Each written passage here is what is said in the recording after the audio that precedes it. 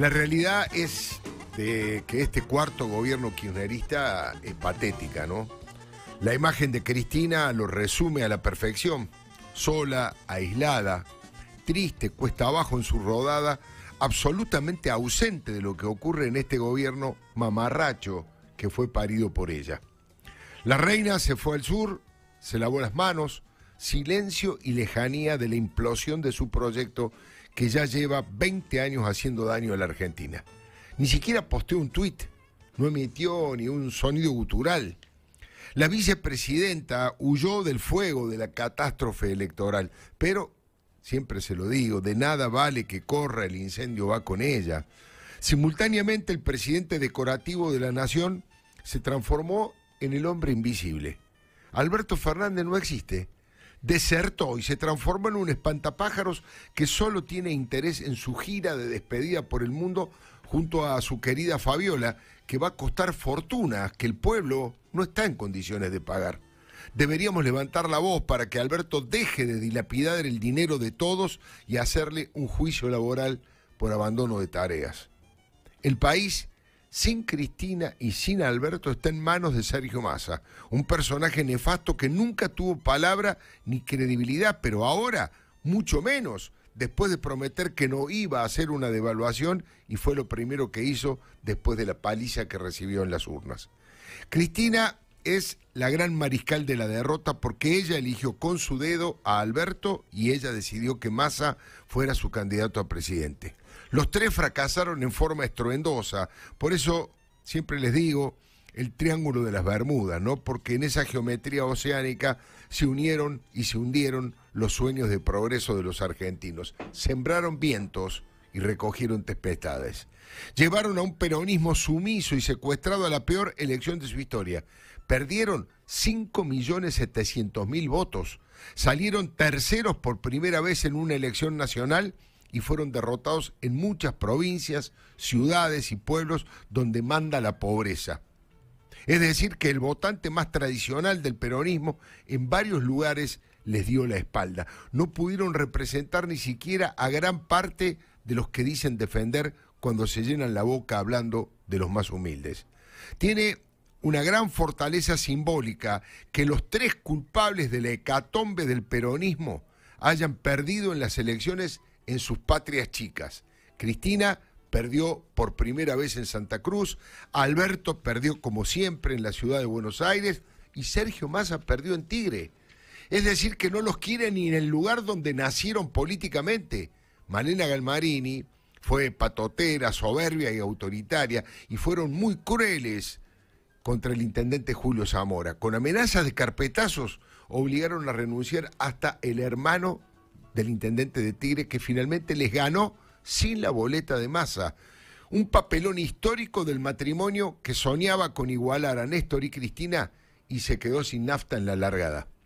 Sin duda que el cristinismo en general y Sergio Massa en particular fueron los grandes derrotados del domingo, y también Héctor Daer y el resto de la vergonzosa CGT de los negociados y las patotas.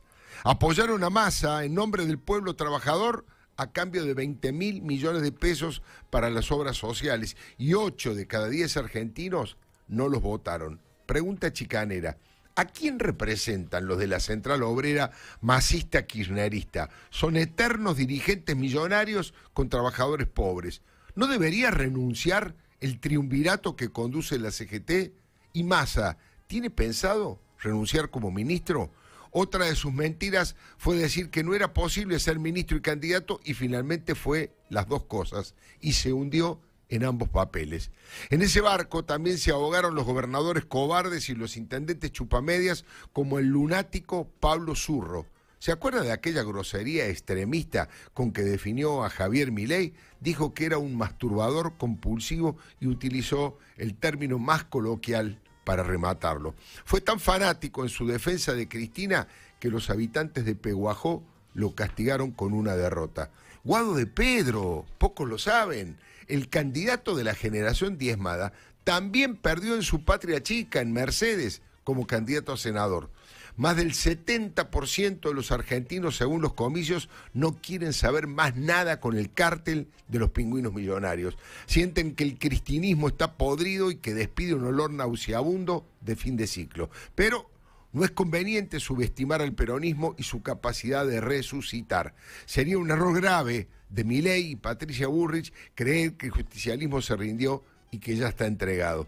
Ese cierre de ciclo recién podrá llegar si Axel Kicillof perdiera la reelección en la provincia de Buenos Aires. El gobernador fue el único que salvó la ropa y se impuso en las urnas. Hay que recordar que ese distrito representa casi el 40% del padrón y no tiene segunda vuelta. Por lo tanto, se gana con un solo voto de diferencia. Es un desafío gigantesco que tiene la oposición, porque un triunfo de Kicillof alambraría a la provincia, se convertiría en un aguantadero de la delincuencia kirchnerista y sería un conspirador permanente contra un gobierno nacional no peronista. Si Kicillof pierde la provincia, ahí sí, sería la caída del telón de esta obra maestra del terror que inventaron Néstor y Cristina. Está en marcha una reformulación de todo el sistema de partidos políticos en la Argentina. El peronismo podría atomizarse para que cada caudillo defienda su quintita. Los gobernadores fueron muy astutos cuando cambiaron la fecha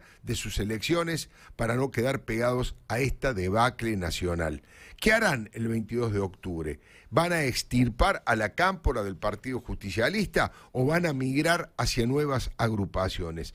El gran fracaso del relato chavista de Cristina fue económico, igual que en Venezuela, en Cuba o Nicaragua, las tiranías que tanto admiran.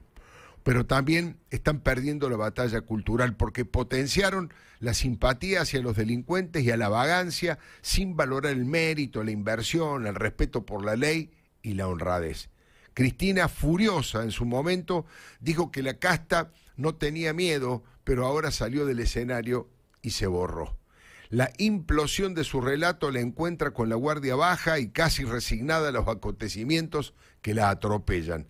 Cristina observa aterrada el derrumbe del viejo modelo cleptocrático y autoritario. Sobre esas ruinas habrá que construir un país de esperanza, libertad y progreso. El tiempo